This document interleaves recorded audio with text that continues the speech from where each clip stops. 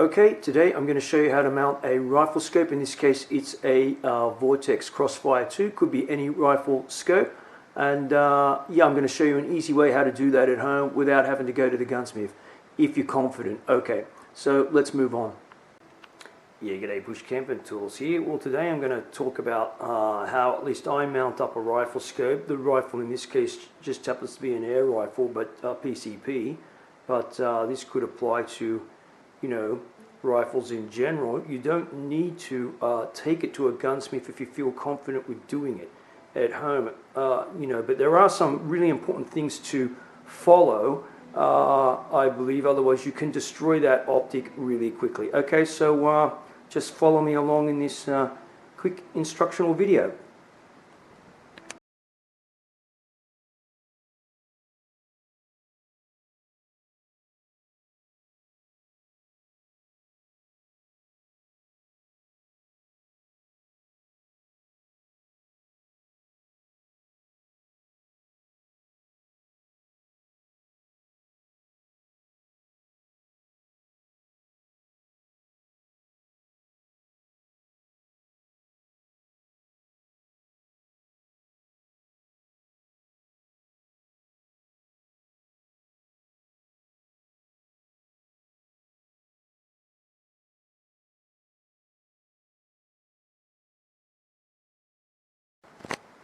Okay, so this gap here between this upper bracket and the lower should be the same as exactly on the other side over there. That's really important.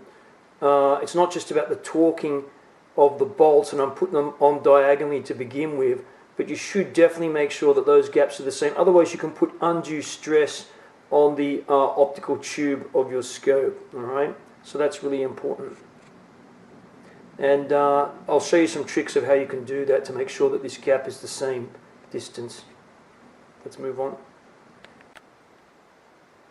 Okay, one thing I should mention is when you're putting the bolts on the scope mounts is to do them diagonally. One there, one there, one there, one there. So you've got, we'll actually have all four mounted. So you start with tightening these opposing ones like this when you've got all four in there, not just these two, or trying to do them, you know, individually. That way it will keep an even pressure. Now, for this particular scope, they're saying not to exceed 18 inch-pounds of torque on the screws. I don't believe it's necessary to have a torque wrench to do this job, but you just have to be careful, all right? And the reason is because, you know, no matter what the manufacturers of your scope, individual scope, says about it made out of, you know, super strong one-piece aluminium alloy, if you really crank these unevenly, you know, you can destroy or bend it, maybe not even seemingly obviously disrupt the optics with the optical path, and that will just be impossible to fix up. So the damage can be great. So you must be careful. Take your time in mounting this, the scope actually to the rifle. It's really important.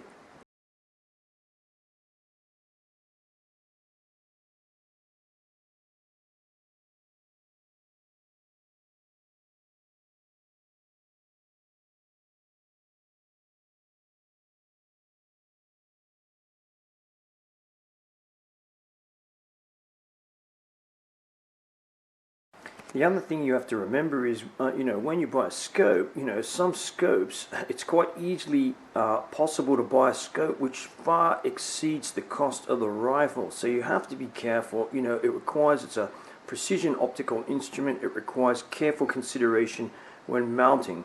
So manufacturers say you should get a torque wrench, and that's to cover themselves against people doing really dumb things by cranking the daylights out of these bolts and actually damaging the tube. So even if this tube, and in this particular scope, this example here, this tube is actually a one-piece aluminium construction, it does not mean it is indestructible. And if it's bent slightly, the bend only has to conform to fractions of an angle, of a second or an arc or whatever. And you know, you could put the thing out of alignment, and of course not only that, damage something that could cost, well, you know, several $1,000. Okay, so that's something really important to consider, that when you're doing up these bolts, you know, diagonals, right, opposing, and keep checking these gaps. The gaps are actually even, and most of these manufacturers of actual mounts for Picatinny rails, they're going to have some kind of, it will not be directly necessarily metal upon metal, okay. Alright, there'll be some kind of padding in there, some sort of soft material. So the key thing here is when tightening these brackets is to, you know, don't tighten up one side first then the other. You know, keep an eye on the gap, as I've already indicated here. Tighten this one here, the diagonals like that. Okay, go towards the diagonals, and do a tightening pattern like that. Don't do two on one side or two on this side, because what you're going to do, you're going to get an uneven gap and potentially put undue pressure on the main optics tube here. Okay, so these things are not indestructible. Now this is not a $4,000 scope by no means. It's just a Crossfire 2 rifle scope, but some scopes, you know, you could easily pay more, as I said, for the scope than for the entire rifle. Alright, so hopefully just those little tips there like that. It's not, you know, mounting a scope, don't have to go to the gun shop to get it done. You know, you can do it yourself. You just have to be careful, not paranoid about destroying it. Just follow the manufacturer's instructions. Not necessarily to the letter, but, you know, I'm not advocating that if you're really unsure, you know, to use a torque wrench. But even if you use a torque wrench, it doesn't matter. If you tighten up these brackets incorrectly the wrong way, you're going to run into trouble. Okay? So the other thing I want to say is don't tighten everything down super tight either to begin with, because what you want to do is you want to be able to make sure you've got your right distance here from the ocular to the right relief, you know, because you need to be able to take advantage of whatever relief distance is quoted for your scope. In this case, I think this one's about 90 millimeters. So what's important with the eye relief to get this right distance here between the ocular and your eye is to make sure that you've got a good clear vision in here, and not, you know, if you're too far away or too close, you may not, you know, a slight head movement, you're going to start occluding your vision.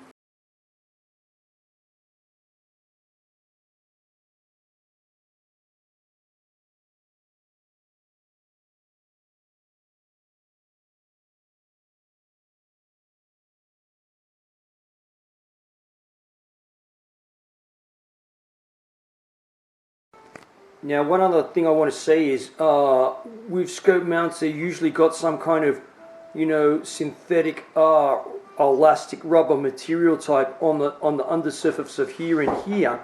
And if you compress that, if you crank these down so much and you compress that, you're going to have metal against metal, and that's when you are definitely going to, you know, you will have compressed this material in there so much you'll have damaged it. This will be held in there by friction.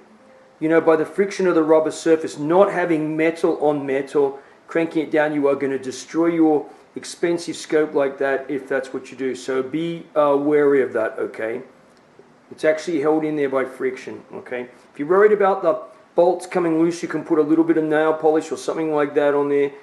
Pinch your missus's nail polish and put a mark on there to see that they're not moving and turning around, and check it, you know, periodically.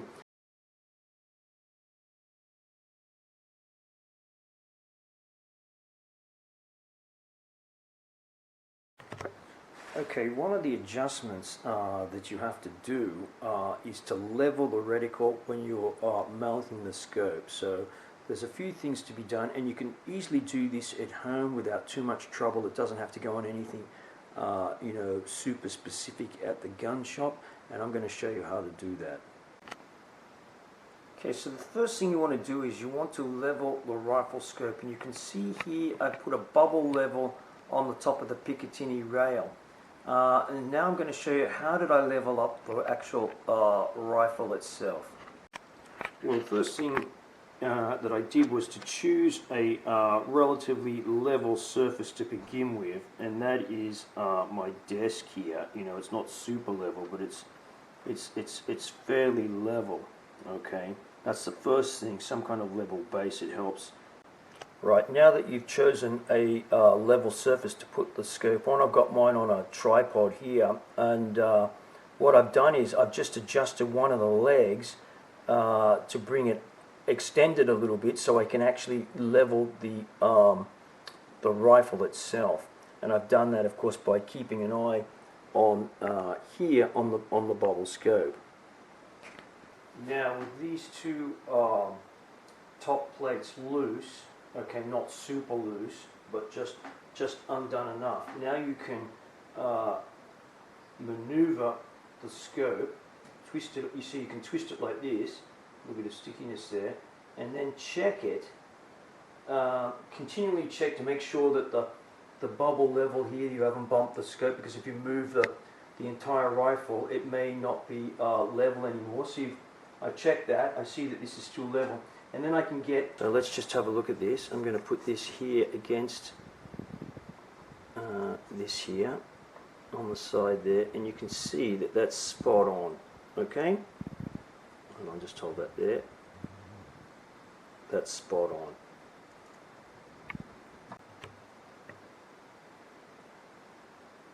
Okay, so now that you've got the reticle precisely aligned with the rifle itself, you can go ahead and carefully tighten back up your mounting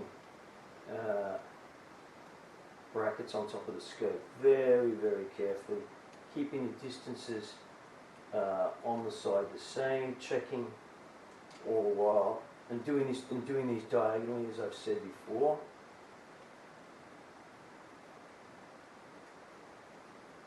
Just like you would when you put a cart wheel back on after you've changed the tyre. Check everything out, make sure that the distances are the same, because that's really important. So if you have no feeler gauge or any calipers to measure this gap in between here, between the top bracket and the base plate here, that's okay. You can actually count the threads exposed on your screws on this side. Took one of the right-hand image, and you can see that. If you can't, I don't think you can eyeball it, but yeah, I think it's good enough to eyeball it if you're careful there with that. You just have to be careful, okay? Make sure too that you've got the right size rings for mounting your scope. These ones I'm using are 1 inch high. You don't want them too high or too low. You need them to be, pretty much as Goldilocks, just right. So when you've got your cheek on the rifle, it's comfortable to look through those and sight those crosshairs. That's really important. So again, this is a thing, if you don't know for the ergonomics of your rifle, and you're buying these things off the internet. I didn't buy this off the internet. I went into a physical store, and I know the guy, so I can put them on the rifle even, or the similar rifle in the shop with the scope, and check it out, so I know it's going to be right for my ergonomics. That's really important, because if you buy these things and they're the wrong height off the internet, I'm not saying don't get them off the internet, but it's good if you can try before you buy to know exactly what you're getting, because it's just going to be a delay if you put your scope on, do all these alignments, and then realize that the thing, it's just not comfortable, and if you're not comfortable, you're not going to be concentrating. Now, one thing I wanted to say too is, after you've anchored down the top parts of the rings here on the scope, leave it for a while. Don't necessarily take this thing out and start shooting with it straight away. Leave it for a while, because if your rings are like the ones that I've used on here, they've got like a synthetic gripping material on the inner surface of here and also the base, and that will compress a little bit, right? That will compress a little bit depending on the what type of material that is. And so I leave it for a little bit, and it also depends on the weather, how hot you're doing this. This is all aluminium, remember, and aluminium expands when it's really hot. So I would leave that for a little while, and a couple of hours, several hours, come back and check the tightness of the screws again with your wrench in here. I think that's a good idea to do that, Okay, another tip I want to talk about is in mounting a scope, and that is on the bottom rings here. and here, it's really important that these are locked down very securely on, in this case, onto this Picatinny rail to begin with, because what happens is if you don't lock these down really firmly to begin with, and you start tightening these up and you've got everything set up, you've done all your calibrations, all your alignments, and then you discover, you come along and you just go to check one of these and you realize that it's not done up tight. If you now crank that up, if there is any slop or movement depending on the quality of your mounting rings in this Picatinny rail, you are going to put some incredible forces on your scope there, and you can damage it. So the first thing is, before doing any adjustments up the top here, any of them, you must make sure that these lower rings are mounted very firmly and securely on your rail. So there you go. Yeah, they're just my tips for mounting the scope at home without having to send it off to the gun shop. But if you don't feel comfortable with doing that, I would advise get your local gun shop to mount up the scope for you. Alright, Bush Camping Tools here. Thanks for watching.